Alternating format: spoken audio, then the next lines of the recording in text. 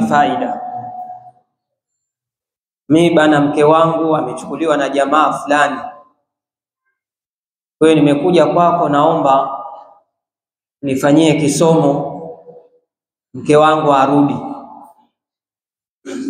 Unaona, ni katika haya ambayo tumeyazungumza. Unajua kuna watu wanapokuwa wamependana sana, sasa mke labda amechukuliwa na jamaa na huyu bwana bado anampenda yule mkewe. Huyu bwana alipokuwa kidai asema, nimejaribu kumwambia yule mke wangu arudi, asema sirudi mpaka utafute pesa, mpaka atafute pesa. Amepata yule mwenye pesa. Sasa huyu bwana analia akihangaika, ikawa amekuja kwangu, ustadhi bana, hakuna kisomo chochote, angalau nifanyie kisomo yule mke arudi. Kiangalia ni Muislamu, linarudi pale pale ya kwamba yule mke, kwa maelezo ya huyu bwana kwamba ni mzinifu na ameamua kuendelea katika uzinzi ule, kiasi ya kwamba amwambia wewe mpaka upate pesa. Huyu bwana anahangaika na asema hakuna mwanamke anayempenda isipokuwa huyu.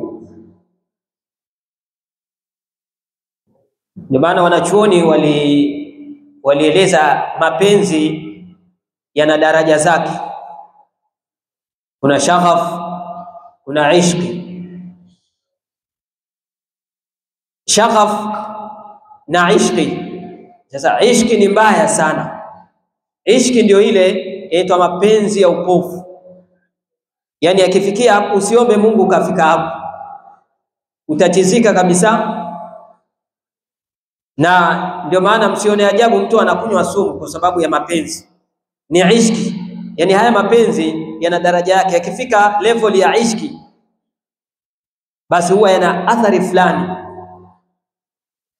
Tuambiwa zamani walikuwepo na bwana mmoja aliitwa Majnunu Leila.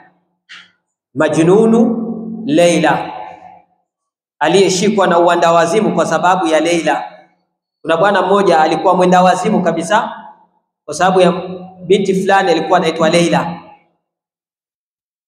Alimtaka, lakini familia ilikataa. Familia ya Leila haikutaka Leila aolewe, na Leila alikuwa anamtaka pia, na wote walikuwa na ile ishki. Wakazuiliwa. Huyu Majnun alilia sana kiasi ya kwamba mpaka alikufa. Yasemekana siku ile anakufa Majnun, Leila naye anakufa, akafa huko. Sasa watu wakashangaa, ikabidi wazikwe, makaburi yao yazikwe karibu. Kaburi lake huko, makaburi mawili ya wapenda nao. Ukapandwa mti huku kwa Leila na huyu Majnun, ukapandwa miti miwili. Ajabu kwamba ile miti ilipokuwa mikubwa ilikuja ikashikana hivi, ikasokotana, ikawa mti mmoja, ikasokotana hivi. Athari hii ni athari ya mahaba, penzi linapofika daraja ya ishki. Sasa mtu anapofika pale, hata kumpatia mawazo yatakawe makini.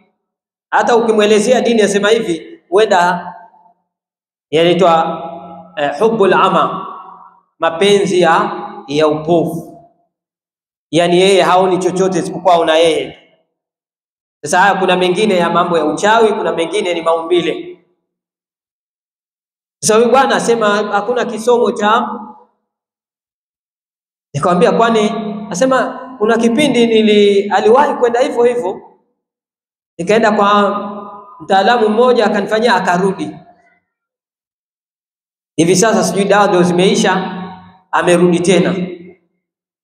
Sasa mimi nikawa namwambia, lakini yule sasa kama ameamua kukaa kwa yule bwana, si ni mwendelezo wa zinaa na zini yule. Wewe unataka mzinzi arudi tena kwako? Huenda Mungu amekuepushia, labda ana shari, na ujui atakuletea maradhi gani huko, amekaa kipindi kirefu. Haina shida, mimi nifanyie tu kisomo, mimi nitakarudi. Unaona, sasa kuna watu wengine wanaweza kuwa wanakuja kutafuta ushauri, lakini wao tayari washashikilia lile lao. Na je, kuna visomo hivyo? Katika Qur'ani hakuna visomo vya kumrudisha mke aliyetoroka, isipokuwa kuna aya hizo ayatul irja, zinaitwa ayatul irja, aya za kurudisha kilichopotea. Sasa watu wanatawasal na zile aya, baadaye kitu kilichopotea au kilichoenda kinarudi. Unaona, lakini isiaminike kwamba hizo aya ni khaswa kwa mke kama ametoroka au mtoto amepotea au lakini watu tawasal kwa aya zile, ni kitu kikarudi. Lakini unarudisha kitu ambacho tayari ni kiovu, kinafanya uzinzi kule. Sasa ukirudi katika sheria, mwanamke ambaye ameamua kukaa kule na anafanya uzinzi na anakuambia mimi niko huku naendelea kufanya hivi, sasa ni wajibu wewe, ni lazima hapo, sio khiari, ni lazima kuachana na yule mke, kumtaliki. Na hii ndio makusudio ya ile aya katika surati Nur, wa hurima dhalika ala almu'minin, azani la yankihu illa zaniyatan au mushrika wazaniyatu la yankihuha illa zanin au mushrik wa hurima dhalika ala almu'minin, ya kwamba ni haramu mu'min kuoa mzinifu. Inakuja hapo kwamba mtu anazini na hataki kutubia, yuko katika uzinzi, basi ni haramu kumooa. Tuliwahi eleza, je, mtu anaruhusiwa kumooa mwanamke aliyezini naye? Umemwala ukakaa naye, sasa wataka kumooa. Je, hii ndoa ni halali? Kwa mujibu wa baadhi ya wanachuoni wasema haifai, wazinifu hawaoani. Ni haramu kwa mu'min kuoa mzinifu, ni haramu, hakuna ndoa hapo. Na wale waliojuzisha kwamba inaruhusiwa waliweka masharti ya kwamba mpaka atubie yule mwanamke, ihakikishwe kwamba ametubia, ameacha madhambi yake. Sasa hapo ndipo ifatwe swala la kuozeshwa. Sio eti wako ndani ya ile nyumba wamealana wanaishi, anaitwa shekhe bana, halalisha bana, na wako katika ule uchafu. Ni makosa.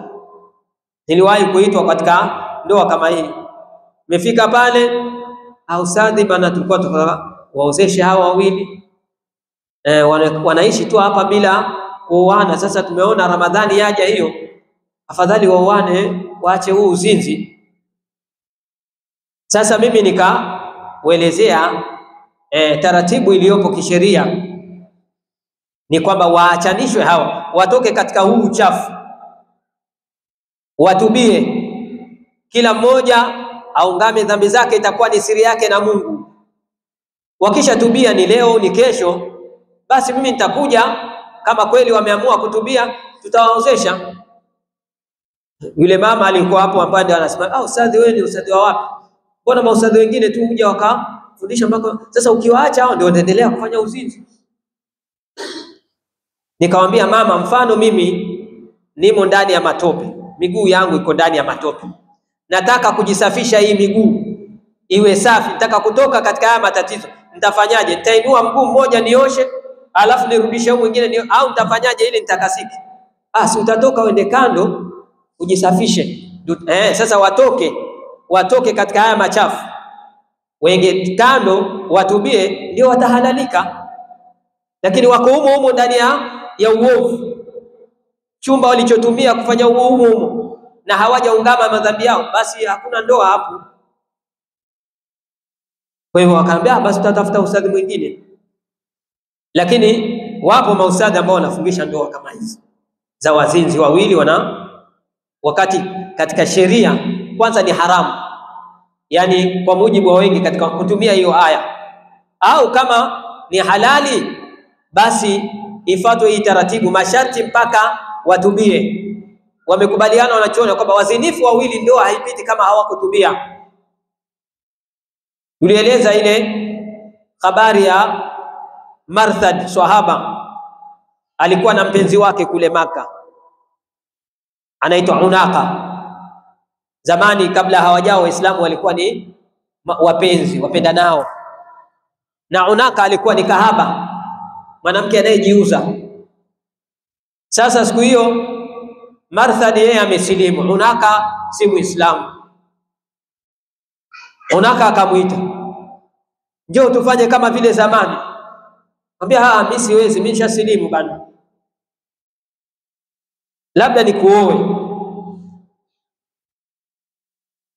Marthad akaenda kwa Mtume, ya Rasulullah, ankihu Unaka, naomba ruhusa nimuoe Unaka. Na Mtume anamjua yule mwanamke. Sasa na hao walikuwa wakipendana kitambo. Sasa tuseme wataka kuhalalisha, Mtume fa'arada anhu, hakutaka kumsikia, yani akampuza yule sahaba.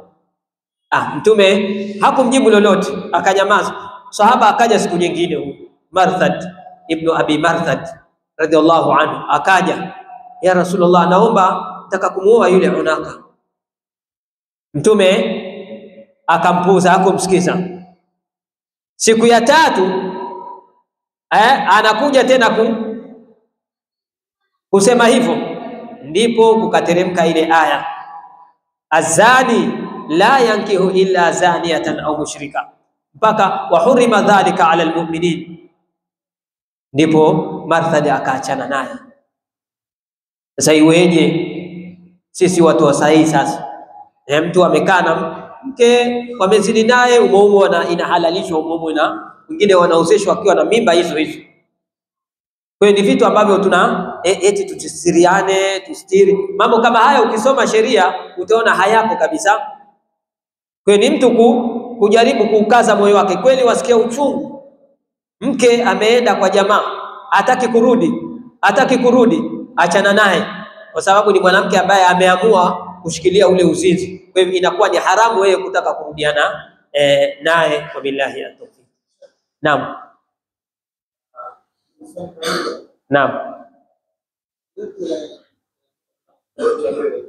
Naam. Kisa cha wale ambao wameharamika. Naam. Ndio inavunjika hapo kwa hapo. Naam. Naam. Wale watu wote wanataka. Naam. Au wamezini na mahari yao. Naam. Kwa mimi na yule mtu itakuwa ndoa imevunjika kabisa. Naam. Je, kwa yule aliyezini ananajisika au bado ana nafasi ya kuoa? Ana tena nafasi ya kumooa. Naam. Sababu wala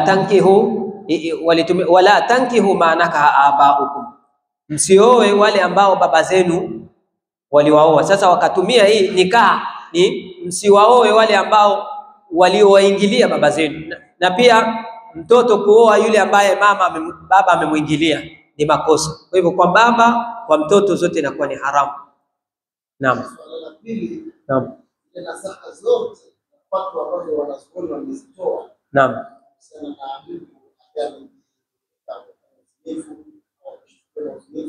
Naam. Nasaha na watu wazitoa ni kivipi kusikima na Qur'ani. Naam. Ya kwamba ndio ya kaida au Allah. Naam. Swala zuri. Katika Qur'ani ni kweli Mwenyezi Mungu ameeleza sheria, mwanamke kama amezini na ikathibitika, sheria ni apigwe mawe mpaka kufa. Lakini mbona wanachuoni hivi sasa wanasema labda wakisameana nini hizi? Hii ni kwa sababu hivi sasa zile sheria haziwezi kufuatwa kwa sababu hakuna utawala wa Kiislamu.